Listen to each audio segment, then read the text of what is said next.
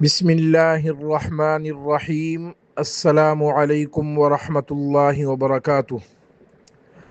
صحابیت محض اللہ تعالیٰ کی طرف سے عطا کردہ عظیم الشان منصب ہے۔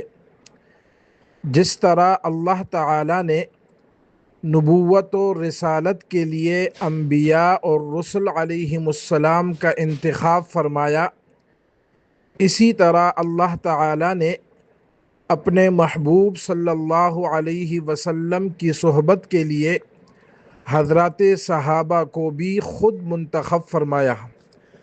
قرآن کریم سورۃ النمل آیت نمبر 59 میں ہے، قُلِ الْحَمْدُ لِلَّهِ وَسَلَامٌ عَلَىٰ عِبَادِهِ الَّذِينَ اصْطَفَىٰ۔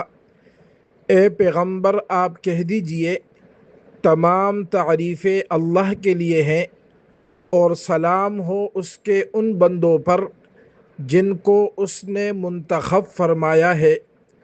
تفسیر ابن کثیر، تفسیر قرطبی اور دیگر تفاسیر میں حضرت عبداللہ ابن عباس رضی اللہ تعالی عنہما کا یہ قول موجود ہے، ہم اصحاب محمد اصطفاہم اللہ لنبیہ، کہ اس آیت کریمہ میں جن منتخب بندوں کی بات ہو رہی ہے، اس سے مراد نبی کریم صلی اللہ علیہ وسلم کے صحابہ ہیں، جنہیں اللہ رب العزت نے اپنے نبی کی صحبت کے لیے منتخب فرمایا ہے۔